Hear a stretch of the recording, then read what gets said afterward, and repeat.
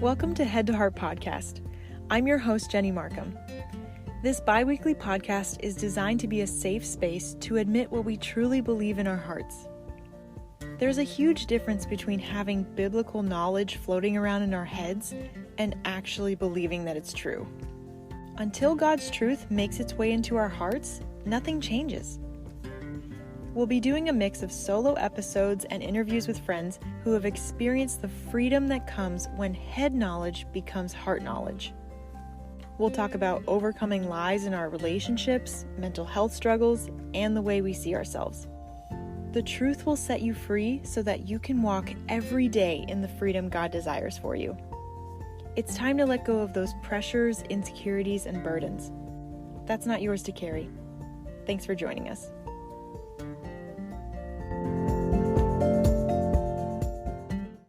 Welcome back to Head to Heart Podcast. I'm your host, Jenny Markham. Thank you so much for joining me for another episode, and I have a brand new guest who I'd like to introduce to you. Her name is Yohonna Smith, and I don't want to say this is what she does, this is who she is. I'll let her introduce herself for those parts. So Yohonna, why don't you go ahead and say who you are, what you do, and a fun fact. Hey, Jenny, thanks so much for having me on. First of all, I'm really excited to talk with you. I am a follower of Jesus. I live in Central Ohio with my husband and our two girls who are 12 and 15. And by day, I'm a systems analyst for a university, but my passion is hosting the Girls Talking Life podcast, where you'll find God-honoring conversations to stir your soul and encourage you in your faith, life, and friendships. My fun fact is my oldest daughter was born on my husband and I's 3rd year anniversary. Oh, wow. So most what years do you do most years? Well, most years we focus on her, Mm-hmm. and celebrating her kind of overshadows our anniversary. So we do have to work a little harder to make sure that we get our celebration in there somewhere. But of course, we love her so much and we're glad to celebrate her. Yeah. You could always celebrate the day before, the day after, but that's so special to be a family thing. Yeah. Okay, Yohonna, what have you been set free from? Okay, so I recently interviewed a woman who was talking about overcoming destructive anger. So as I prepared to talk with her, I was just kind of sitting in this topic of anger, and I was reminded how God completely transformed my heart when it came to this. I can remember getting upset with my husband. Early on in our marriage, I was a scorekeeper. So I would, these are all the things I've done. These are all the things you haven't done, kind of thing. Mm-hmm. And I would stuff my anger as much as I could. I did not want to get mad, and I would ignore it. And then I would explode when I couldn't hold it in anymore. Mm-hmm. So I noticed this pattern, and I would feel terrible after, but I didn't know what to do about it. And then I heard this sermon one day. I was painting my daughter's room in the house we were about to move into. And this sermon was about how God is in the business of changing hearts. And I don't even think that they were talking about anger, but that's what I heard. Mm-hmm. God can change your heart in this area of struggle if you ask him to. So that started to be my prayer. I was just asking God to change this pattern in me, to help me stop keeping score and getting mad and blowing up and rinse and repeat. Mm-hmm. And he did. I certainly still get mad, but he has definitely set me free from that cycle of destructive anger. That's amazing. Who did you interview that talked about destructive anger? Could I ask that? Yes, it actually hasn't come out yet, but her name is Natalie Hickson. I interviewed her. Her in the did? summer. Yeah. Oh, really, really enjoyed talking I with was her. like, destructive anger sounds so familiar. Why does it sound so familiar? That's so exciting. Well, I just wanted to say that when I reached out to you and emailed you, I do listen to your podcast. So I already knew your podcast is talking about women connecting with each other and then connecting with God. And those friendships makes us better so that we can be a better spouse, be a better friend, be a better employee, be a better whatever it may be. And those friendships are so important. And I just want to say I really admire you for tackling the topic of friendship in this interview because it can be so tricky sometimes. That's true. Yes. So I wanted to ask you, how can we know if friendship is important to God? Is this something that's just important to us as people because we need it, or is it also on God's heart? It is definitely on God's heart, definitely important to him. And I think the Bible shows us lots of ways that this is true. So many that I'm just going to talk about a few of them. But first, God himself is in relationship. The Father, the Son, the Holy Spirit, they've always been together. And Genesis tells us that during creation, the Spirit of God moved over the water. And John chapter 1 says, in the beginning was the Word, and the Word was God, and the Word was with God. I think I said that backwards, but you know what I mean. Mm-hmm. Through him, all things were made, which puts Jesus on the scene with the Father and the Spirit during the creation of the world.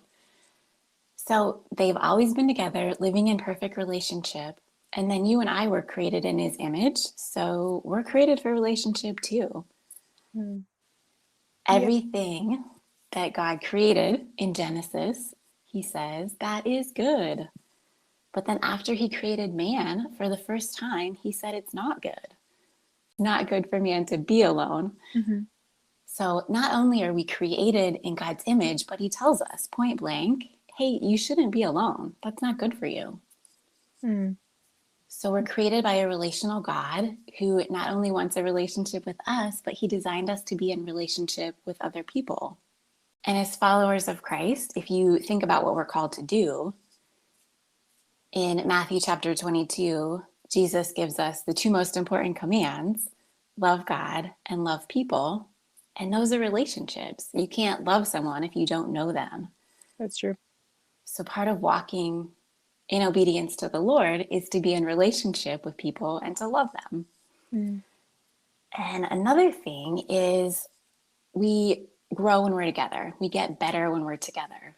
And the Bible talks about this a lot too. Iron sharpens iron, so one person sharpens another. Paul, especially, is big into this. He says things like, I long to see you so I may impart some spiritual gift to make you strong.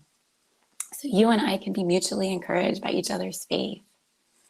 And he talks about spurring one another on and building each other up.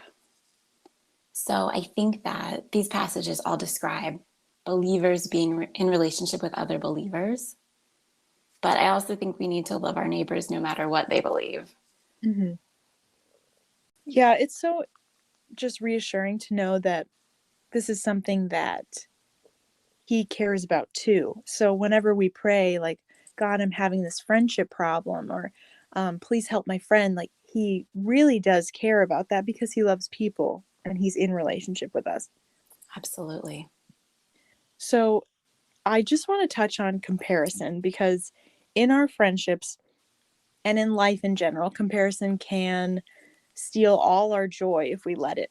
So in an age of social media where it's so easy to compare yourself to people that you don't even see on a regular basis, but you just see their posts online, what are some healthy expectations we can set for ourselves so that we don't compare to what others seem to have? So I think one of the keys to taming this ugly comparison monster is knowing who you are in Christ and having a correct view of your identity in him. Once you know him, or you're remembering who you are and what you've been given, I think it's easier to cheer for your friends.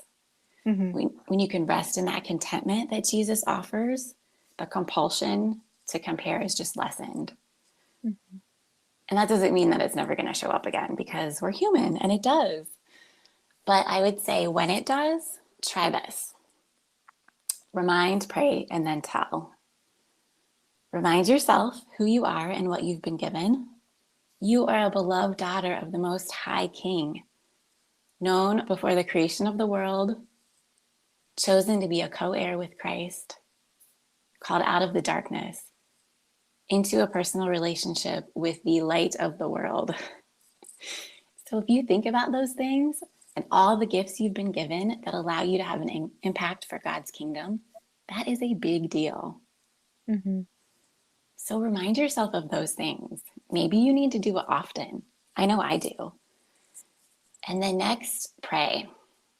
Pray for eyes to see your friend or the person that you're looking at online the way God does. Pray about specifically the thing maybe that's bothering you, that you admire or that you're coveting or envying. And thank God for your friend. Thank God for this person. Ask Him to continue to bless her and allow her to excel in those giftings.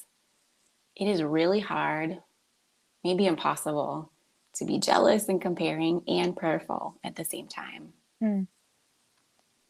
And then when you're ready, once God has done a little work in your heart through those prayers, tell her what you see, how good of a job she's doing, and really celebrate her. So remind yourself, pray to God, and then tell her. That's really good.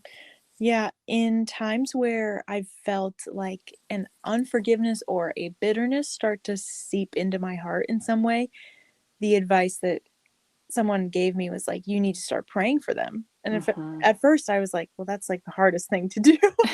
Yes. But then once I started, it became so much easier. And I don't like, I know those prayers were for the other person, but they were helping me so much more. And I felt like my heart grew softened again. Definitely. So in a world where we could be as connected as possible because we have all this technology that allows us to stay connected, we sometimes feel lonely. And that just could come from anything. It could come from friendship troubles, or it could come from moving away or relocating, doing something new, whatever it may be. So if we're feeling lonely, what are some practical ways we can reach out to create new friendships? Well, I think one of the easiest things you can do is look for people in the places that you already go, like your church or your school or work, your neighborhood. Mm-hmm. It's easy for us to go about our daily routines kind of with our heads down, just getting our stuff done. But I would say try to be more aware of the people around you, and then ask God to open your eyes to see the women in your path. Who do you see that you'd like to get to know better? And then once you see her, say hello to her. Mm-hmm. Try and get curious and even have some questions ready. I don't know if this sounds silly, but I'm an introvert. So small talk does not always come naturally to me. So just having some questions in my head. I love your shoes. Where did you get them? What plans do you have for the weekend?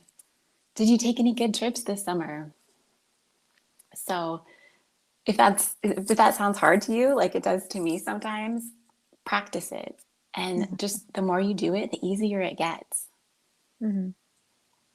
Once you've talked with someone in one of these spaces and you think there's someone you might like to get to know better, be friends with, then you need to do the inviting.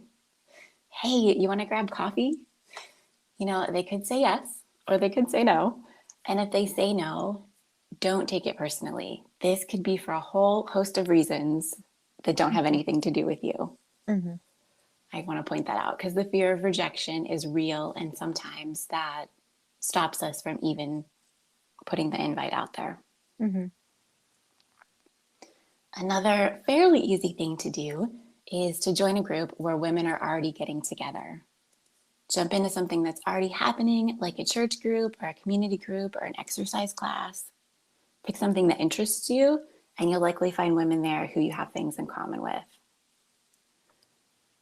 My husband and I just started going to a small group at our church. This is only week 2, so we, aren't great friends with them yet. And it's awkward when you get to know people at first, but it's something that we're giving a shot. Mm-hmm. I just want to point out that I like how you said it's awkward, but it's a step, and that's a good step to take, because all my good friendships now, I think like, okay, what was it like in the very beginning when I met them? Well, it was a little awkward because I didn't know them. So that was a really good point. Keep going. The other thing I was going to say is if you can't find a group that you want to join, start one. This is going to take a little more effort, but it is totally worth it. And ask yourself, what do you need? A monthly breakfast, a weekly book club. It doesn't have to be big or complicated. This summer, I asked a couple women to do a Bible study with me. I invited 4 women and we met on my back patio and we chatted about the scripture we read, and it was super casual. But I got to know those women a little bit better every week, and it was what I needed. That's awesome. I'm just remembering, didn't you do some sort of friendship challenge over the summer? I did. What was Yes. that like? The Summer of Friendship Challenge. So I did really short, bite-sized episodes, all having to do with friendship. And then each episode had an action step tied to it that you were challenged to do to investigate your friendships, to grow in your current friendships, to deepen those, or to make new friends. Do you ever feel like you want to get organized but just don't have the time to? Maybe the planners you bought in the past have been helpful for just a little bit, but then you lose it or completely forget it exists. Let me tell you about Life in Order. Life in Order is a business that makes 100% customized bullet journals to help set you up to thrive in your goals, homework, relationships, and personal growth. They have paper and digital bullet journals, so if paper is not your thing, you can use it on your computer or tablet. There's also so many adorable stickers and notepads to choose from, so you can decorate your workspace and keep it tidy. My bullet journal was a game changer for me, and since I customized it, it was already set up for what I personally needed. So if you're ready to get your life in order, you can find their products today on lifeinordershop.com and use the code JENNY15, that's JENNY15, to get 15% off your purchase. So what are you waiting for? Go ahead and order a product today. That's beautiful. And those apply not just in the summertime, right? So people could go back and listen to them. Absolutely. Yes. All year. All year round it works. Okay. On the flip side, taking a turn, I suppose. If you have a friendship that you feel like is no longer working or is no longer enjoyable for whatever reason, how could you tell if a friendship needs to end? It's such a hard question, so I'm just so curious about what you're going to say. So, Jenny, I am not good at this. Good at what? Ending friendships? Ending friendships. I hang on too long. Mm-hmm. But the reality is that sometimes God is calling someone in a different direction than we're going. Or, like you said earlier, we move into a new season of life. Our paths just aren't running parallel like they used to. Mm-hmm. And while I feel like we should love people all the time, sometimes friendships are just for a season. My friend right now is making a significant shift in her career, and she's moved away from a job that was really important to her. And she knows that things have changed and it's just time to move on, but she is still grieving the loss. Mm. And the way she's choosing to end that season of her career is to look back on it and remember the high points and name the good stuff and honor it. So instead of focusing on the negative or, that it's the end. And I think that we can do the same thing with friendships. Know that it's okay to grieve that loss. And when you're ready, honor it by telling the story of your time together, how you met, what you loved about her, name the good stuff. My friends at the Open Door Sisterhood call this process bless and release. And maybe this is just, maybe it's a conversation that you have with your friend, but maybe it's just something that you do for yourself to just kind of help you process through that. I feel like no one's really great at ending friendships because that's a really hard thing to do. No one really wants to do it. And so let's say those are great steps for processing it within ourselves and like talking it out. What if we need to have a conversation with that friend that, has different expectations or is ending it or putting different boundaries in place? How can we end it in an honoring way? I think as much as possible, just try to be honest about your feelings and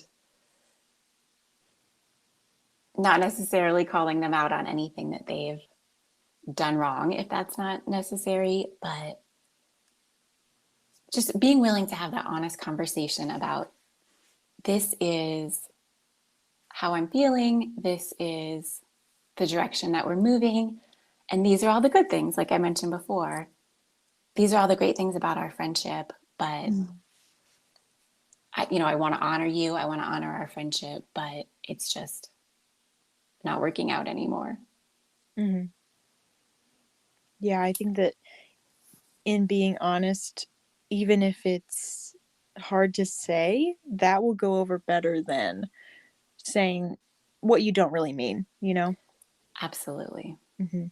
Okay, in all our friendships, prayer is an important part of them if we're followers of Christ. So, how should we be praying for our friends? Well, so many ways we could be praying for our friends. And if they're good friends, you likely know personal details of their lives or struggles they're having. So that is always a good place to start. Mm-hmm. If they are not believers, then of course you want to pray for them to come to know Jesus. That should be at the top of your list. A pastor that I listen to talks about praying for a no-brainer moment. So a time when your friend is like willing and open, or maybe even asks you to share the reason for the hope that's within you. Mm. So pray for those. And I am reading in Colossians right now. And Paul opens up this letter by telling them, we have not stopped praying for you. We continually ask God to fill you with the knowledge of his will through all the wisdom and understanding that the Spirit gives, so that you may have a life worthy of the Lord and please him in every good way, bearing fruit in every good work, growing in the knowledge of God, being strengthened with all power according to his glorious might, so that you may have great endurance and patience, and giving joyful thanks to the Father. So right there, take it from Paul. This is how he prays for his friends. So if you're not sure where to start, pray for them to have knowledge, wisdom, understanding, strength, endurance, patience. I mean, I need those things. Yeah. Please pray those things for me. Who doesn't? Mm-hmm. That's so good. And of course, like, we'd want our friends to be praying those things for ourselves too. Well, Yohonna, thank you so much for being our guest today and sharing your experience with us. And it's been a joy. And I would just encourage any listeners listening to this episode to go check out Girls Talking Life podcast, because Yohanna's a host on there and she has all these wonderful guests. So why not go check it out? Thank you, Jenny. It has been so good talking with you. And thanks for asking such thought-provoking questions. You made me dig in deeper and think about friendship more. It's a really hard topic. So again, I just want to say I really admire you for taking it on. Thank you so much for listening to this episode of Head to Heart Podcast. It's a joy to record them and a joy to have you listen. I love hearing from you. So if any part of this episode was helpful, go ahead, share it on your Instagram story, and tag us. The handle is headtoheart_podcast. And if you would be so kind, leave us a rating and review on Apple Podcasts or our website. It helps out the show so much when you do. We'll be releasing episodes to you every other Friday, so stay tuned and thanks for joining us.